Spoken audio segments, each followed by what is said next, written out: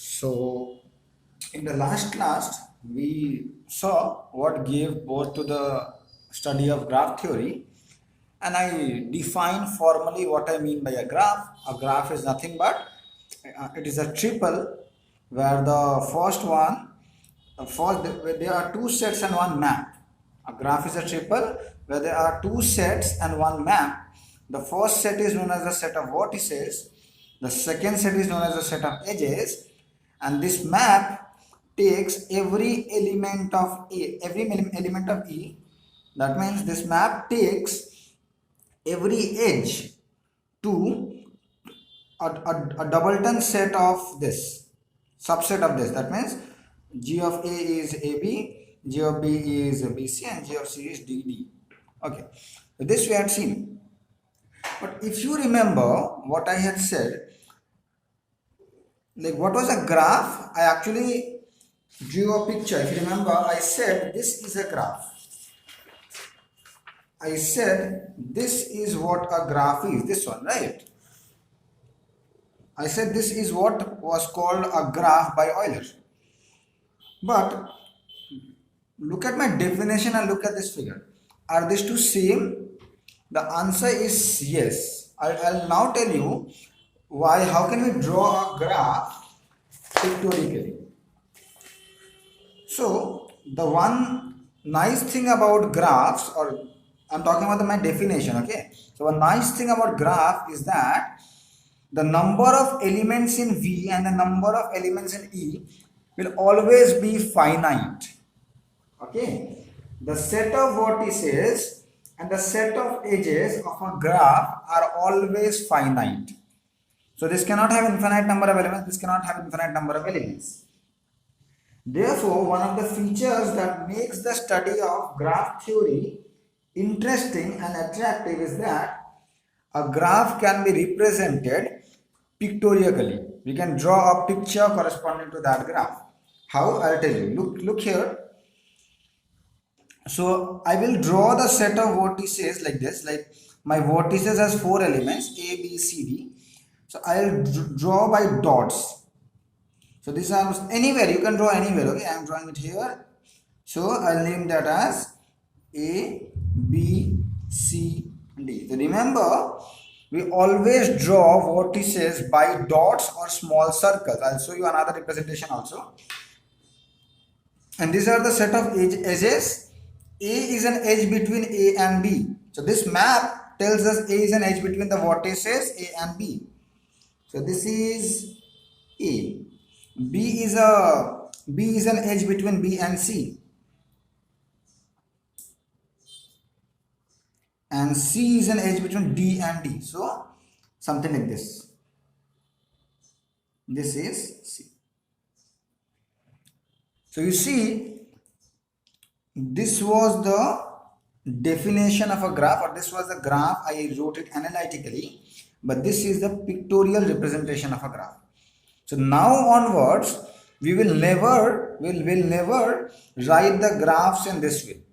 We'll always write a graph pictorially because it is easy to understand. You can see everything from here. You see, the set of vertices are A, B, C, D. The set of edges are A, B, C, and you can see A. The map is this A is between A and B, B is between B and C, and D is between C and C. Did you get my point? Yes or no? Yes, sir. Yeah.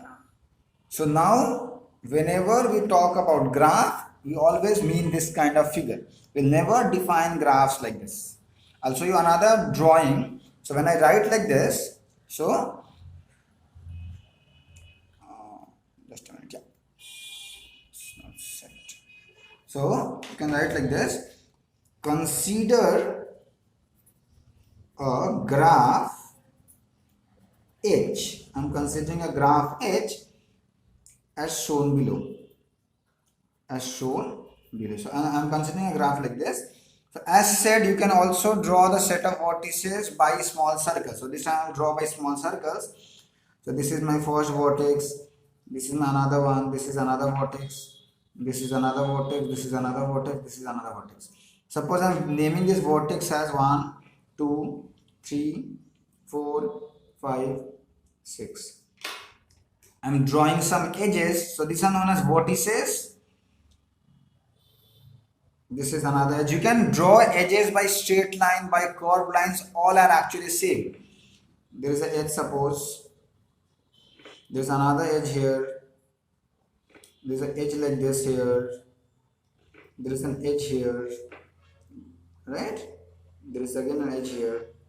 So if I name the edges, suppose I'm naming like this: E1, E2, E3, E4, E5, E6. I'll consider this graph as my graph edge. So we will simply assume like this. We will not write this way. Okay, we can consider the graph like by drawing a picture, this kind of picture. So from the picture, everything is readable. Like if I ask you, what is the vertex set of the graph H? We'll always write like this. V of H means vertex set of the graph H. If there is no confusion, you can also write V like this. What is the vertex set? Can you tell me? Yes, 1, 2, 3, 4, 5, 6. Very good. And what is the edge set?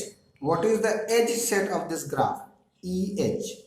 So the edge set being, it comprises of how many edges? 6 edges. They are named like this: E1, E2, E3, E4, E5, E6.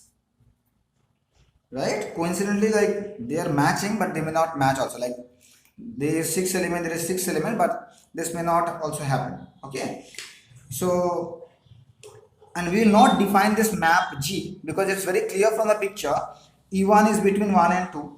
So you don't have to write like this. Like G of E1 is between 1 and 2. So that is clearly understandable from the picture. That is clearly understandable from the picture. Like if I consider that map G, so that will take E1 to the single doubleton set 1 2, E2 to single doubleton set 1 2, E3 to a set 2 comma 4, E4 to 5 comma 4, E5 to 4 comma 3, E6 to 3 comma 3. So that we will not define anymore. It's clear from the picture itself. Am I clear up to here? Any confusion? Now, as Rajkamal said in the last class, like is G always 1 1? I said no, G may not be 1 1. G means that map small g. As you can see, Rajkamal here, this E1 also goes to 1 like doubleton set 1 2, and E2 also goes to the doubleton set 1 2. So this map is not 1 1, as you can see. Right? So we are very much clear with this concept. We will no more define that map. It is very much clear from the picture itself what I mean by that map. Now, second thing, it does not matter how you draw the picture of the graph. Like for example, I drew the picture of this graph something like this, right? Now somebody could draw like this. Instead of taking vertex A, he or she will take the vertex A here, vertex B here, vertex C here, vertex D here. Okay, so how he or she may draw the graph. So A is between AB, so this is, they will name that this as A. B is between BC, so they will name it as B. C is between DD, they will name like this. So these two graphs are exactly same. It does not matter how you draw the graph, how you place the vertices. The only thing that matters here, you write like there was an edge between B and C. Here is also an edge between B and C. There was an edge between A and B. Here is also an edge between A and B. And there was an edge between D and D. There is also an edge between D and D. So these two graphs are exactly same. It does not matter how you draw that graph. The only thing that matters is you cannot change the edges. Like previously, if an edge was there between B and C, you have to draw an edge between B and C. This is what that matters. That means this map should remain the same.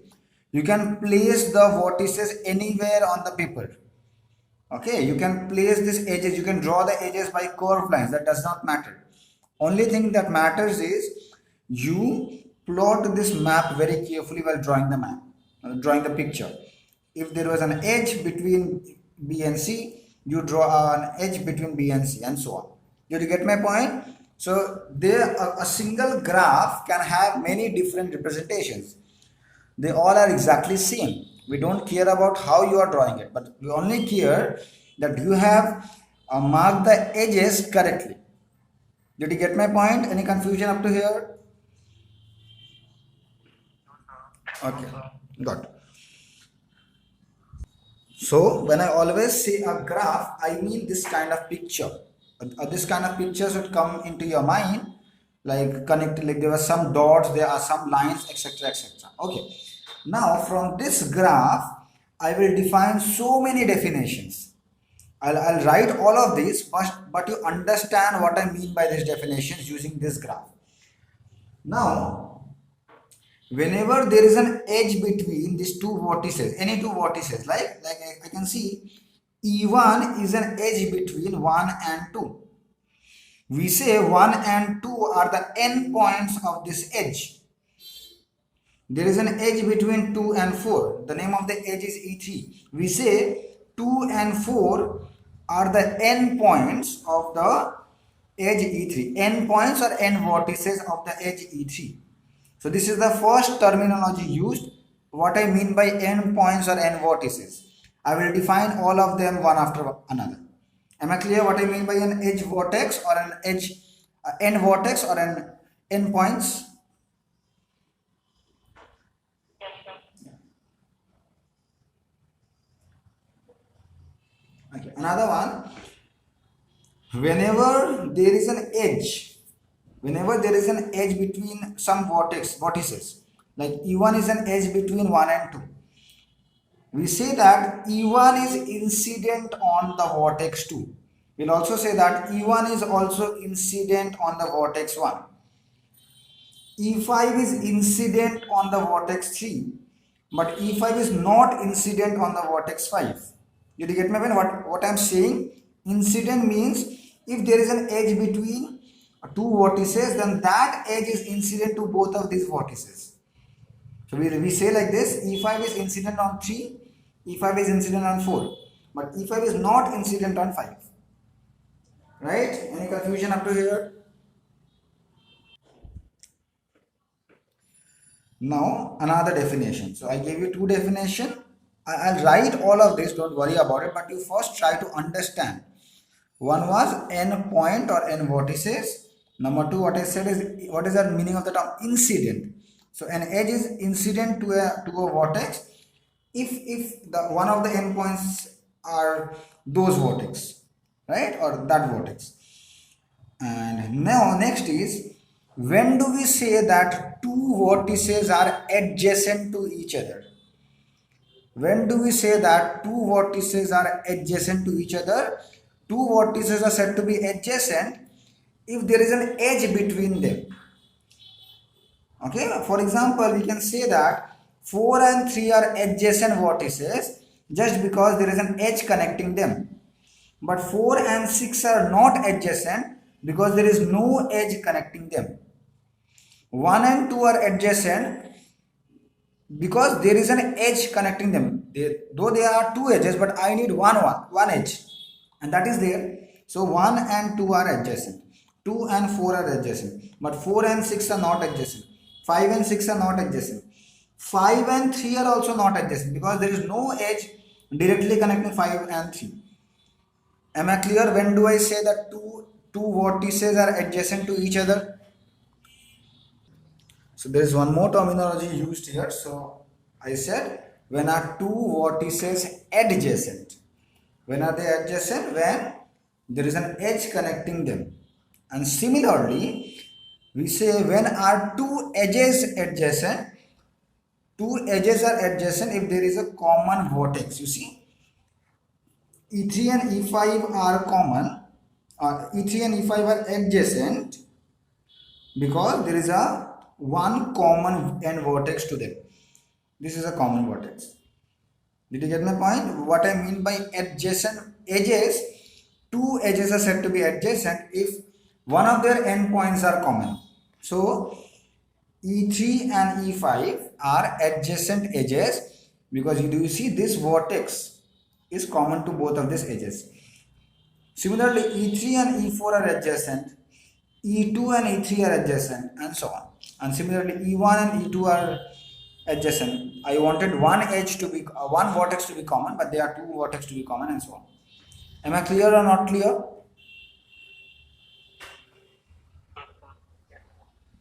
Okay.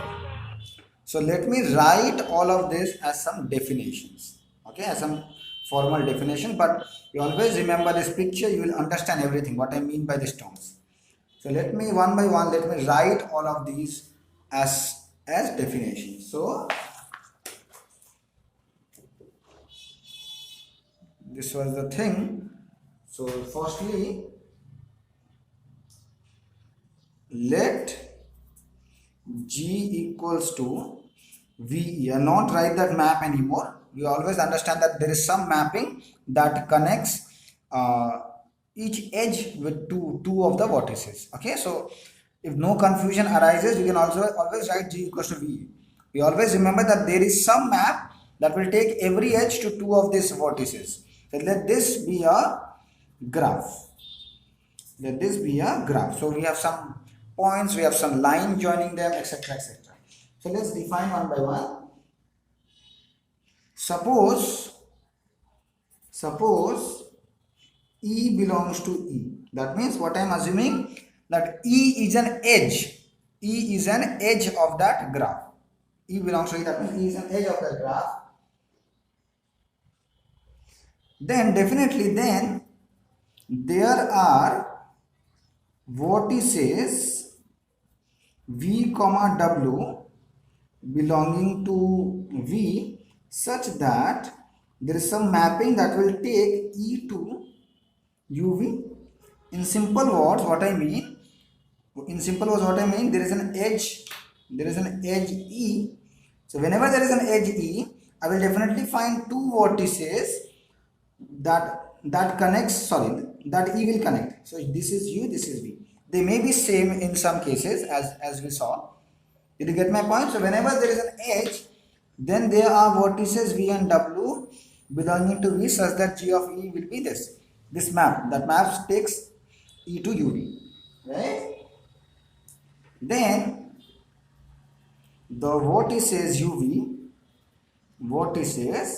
U and V are called as what are they called as? What are they called as? Few minutes back only I said. What are they called as? Yes, they are known as n vertices or endpoints of the edge E. So this is the definition of an n vertices or endpoints. So U and V both are called as the endpoints or n vertices of the edge E. As you can see from the picture, E connects U and V, so definitely they will be called an n vertices or n vertices, right? They are called n vertices. So next definition what I give you is something called as incident, right? So I'll try to give as easy definition as I could. So when there is an edge E,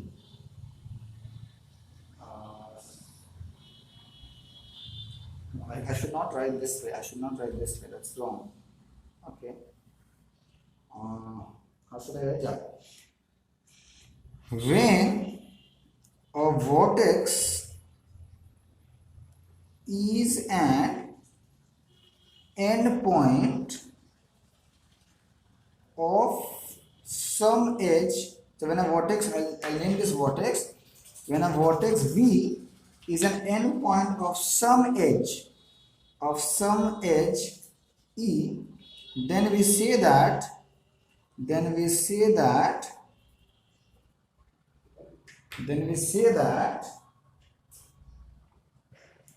E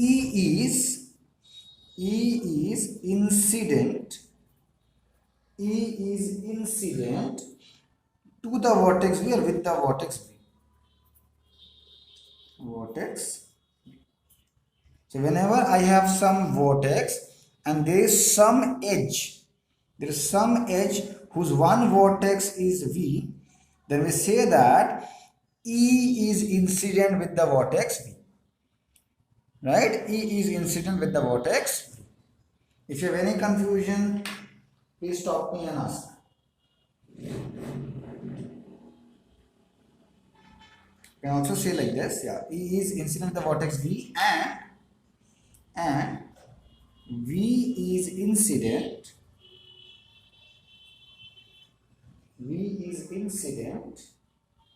with the edge E. So both are same way of saying with the edge E. So V is incident to the edge and edge is incident to the V, the vertex V. So both are same. E is incident to V. We can also say that V is incident to E. Am I clear up to here? So let me give you the definition of what I mean by adjacent. Okay. So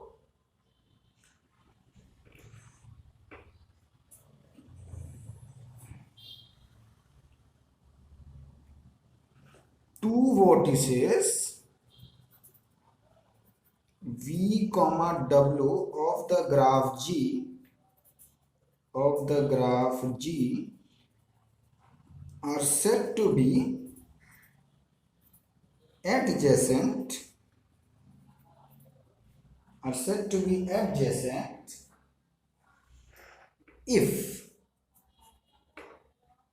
if there is an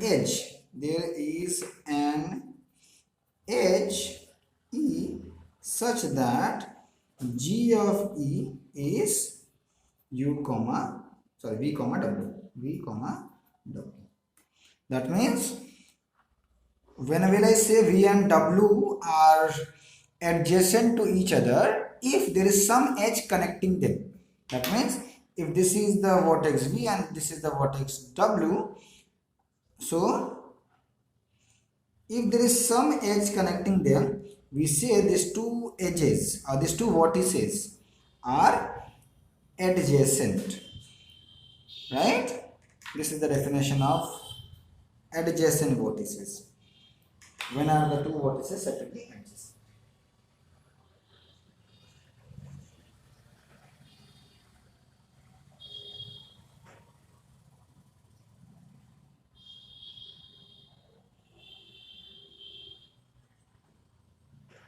Similarly, I will define when do I say two edges as adjacent.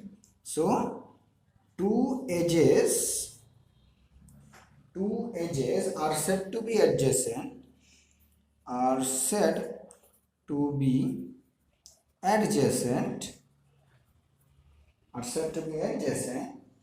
if they have a common n vertex. Right? So look at this graph. E6 is an edge between 3 and 3. Right? E6 is an edge between 3 and 3. Like both the n vertices of E6 is the same vertex. And such an edge is known as a loop. Why the term loop is used? Now you can see from the picture. So this will be called a loop. E6 is a loop because both the n vertices of E are same. So such an edge is called a loop. So let me define what I mean by a loop. So let me define what I mean by a loop. If E is an edge such that its n vertices are same, that is what I mean by this. G of E is U comma U for some vertex U. For some vertex u. Okay, then we say that E is a loop. E is a loop. So now we know what is the definition of a loop. So an edge is said to be a loop if both of its n vertices are same. And one more terminology, if E is a loop on a vertex u, then we say u is adjacent to itself. So as I gave you the definition of adjacent, two vertices are said to be adjacent if there is an edge joining them. Because u is some vertex and there is an edge joining u to u, then we can say that u is definitely adjacent to itself. So a vertex is adjacent to itself if and only if there is a loop on that vertex. Otherwise, a vertex cannot be adjacent to itself. Am I clear? I'll now draw a picture and explain I'll give you some examples on the basis of that graph. All these terminologies. You may just copy this down, then I'll do it. So let me draw a simple graph with some edges, with some vertex. So like this, I'm drawing like this, like this, like this, like this, like this. These are my suppose vertices v1, v2. You can name the vertices whatever you like to. Some numbers, some alphabets, anything. I have some edges. So here is an edge. Suppose this edge is E1. This is an edge. Suppose this edge is E2. There is an edge E3. There is an edge E4. Okay, this much only. I'll not complicate the figure anymore. So these are my vertices. Remember, I'll give some extreme dots.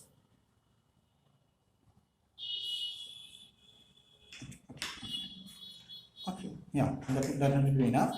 So let me tell you something, or let me ask you something. Is V1 adjacent to V2?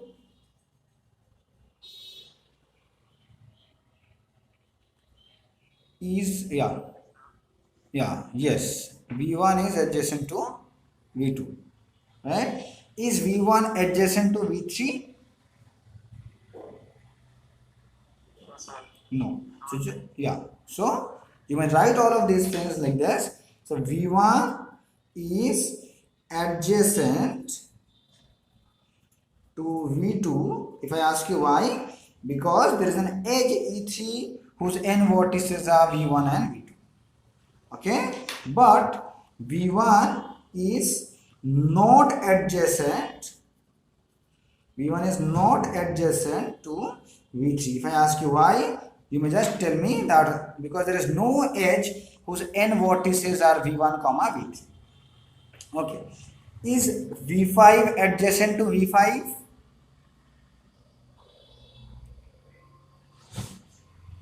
Is V5 adjacent to V5? Yes or no?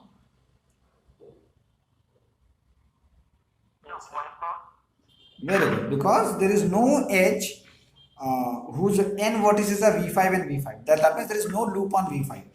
But is V4 adjacent to V4? Is V4 adjacent to V4? Yeah. V4 is adjacent to V4. The only reason being because there is an edge E4 which is a loop, and V5 is not adjacent to V5 again, right? And V5 is again not adjacent to V4 as well because there is no edge connecting V4 and V5. Let me talk about adjacent edges. So is E3 and E1 adjacent? Is E3 and E1 adjacent? Yes. Yeah. So you know, again write it down. Where should I write? I'm not. I'll just try to fit here. Okay. So use this color pen. E3 is. Did you say yes or no? Adjacent to E1. Yes, sir. Yeah. Why yes? Because there is a common vertex V2 for both of these edges. But is E1 and E2 adjacent? The edges E1 and E2, are they adjacent? No. E1, because the n vertex of E1 is V2 and V4 and the n vertex of E2 is V3 and V5. They are not, there is nothing in common in their endpoints. So E1 is not adjacent to E2. Good. Very good. Now this was the concept of this one. And E4, what is E4? E4 is a loop. So E4 is a loop. E4 is a loop on which vertex? On the vertex V4. And lastly I should say one more thing. Yeah. So is E3 adjacent to V2? Oh, sorry, incident on V2? Incident. I'm talking about the term incident this time. Is E3 incident to V2? Yes, sir. Yeah. So E3 is incident. We can also say V2 is incident on E3. Incident with, not to, with V2. Right? But E3 is not incident to V5. Because the n vertices of E3 is V2 and V1. Right? So this was the terms. Did I miss anything? Here, I hope all of these things are clear. And also right, V2 is incident with E1 or E1 is incident with V2. If I ask you what are the endpoints of E3, it is V2, V1, V2, V1 and so on. So I hope these many terminologies are clear to you. So this is all from this graph. I'll move to the next graph. So look at this graph. So E1, this E1 has n vertices 1 and 2, and E2 also has n vertices 1 and 2. Whenever such kind of edges are there whose both the n vertices are same, those two edges or those edges are called as parallel edges. As you can see, they are parallel. Okay, so what is the meaning of the parallel edges? Two edges are said to be parallel if both of their n vertices are same. From the picture you can see E1 and E2 both are parallel. There can be another parallel edge. If I draw one more edge here, then I can say, and suppose name that E6, E7, E1, E2, E7 all are parallel edges between 1 and 2. Am I clear with the term parallel edges? Yes, sir. Yeah. So just because this function g may not be 1, 1, so one edge may go to the same n vertices. So the n vertices of E1 is same as n vertices of E2. In that case, we say E1 and E2 are parallel edges. So this is the concept about parallel edges. I'll give you the definition after a while. And look at this alone vertex 6. This is also a vertex. Don't miss this vertex. I have drawn it intentionally. You see, there is no edge connecting E6. Like there is no edge whose one of the n vertices or any of the n vertices is 6. Such a vertex is known as an isolated vertex. Alone, he is very alone. Okay, this is an isolated vertex.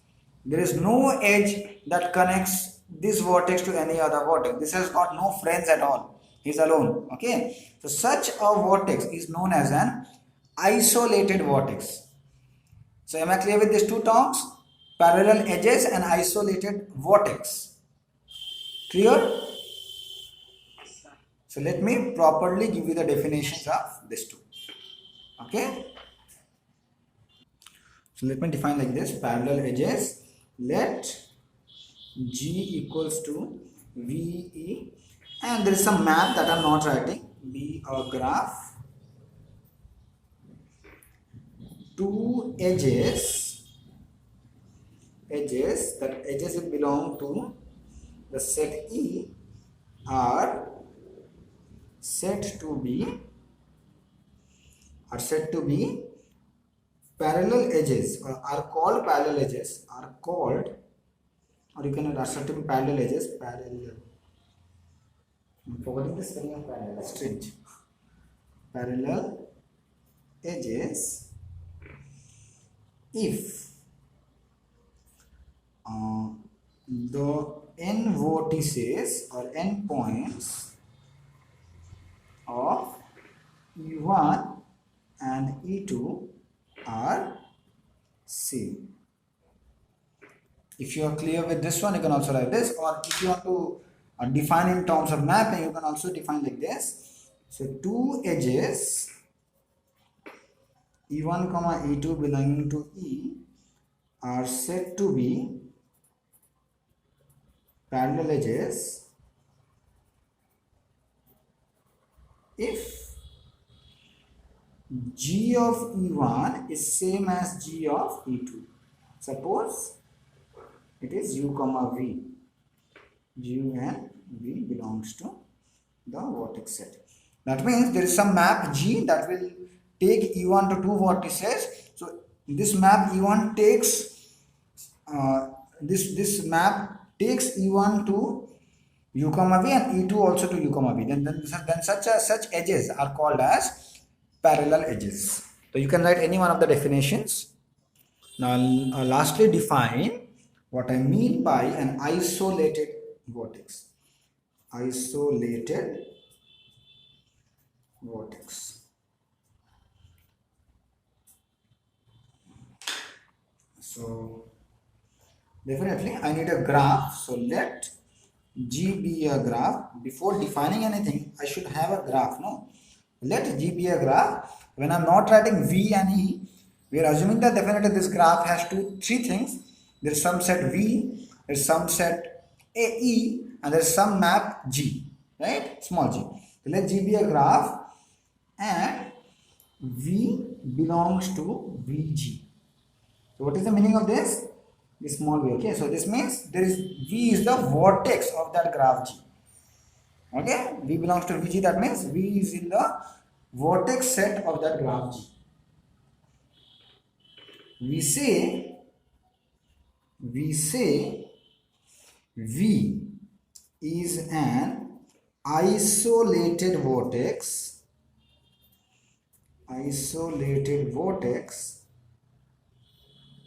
if, so what could be the possible definition? It is not incident to any of the edges. So if it is not incident with any edge. So I have already given you the example of that graph had the 6 vertex as an isolated vertex, and in that graph also you know which were the parallel edges. E1 and E2 were the parallel edges, I guess. I don't know, you must just check, go back and check.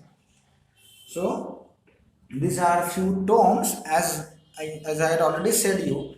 Before going deep into the chapter, I have to first clear things out. What I mean by these terms: incident, adjacent, parallel, loops, isolated. So this all terminology should be clear. Then because I'll be using these terminologies anytime, you should understand what I'm talking about, what I mean by adjacent vertices, what I mean by isolated vertex, etc., etc. So in the next class we will again define more things in a graph. Before studying the properties of a graph, I should be clear with so many terms. So that's all for today. If you have some confusion, feel free to ask.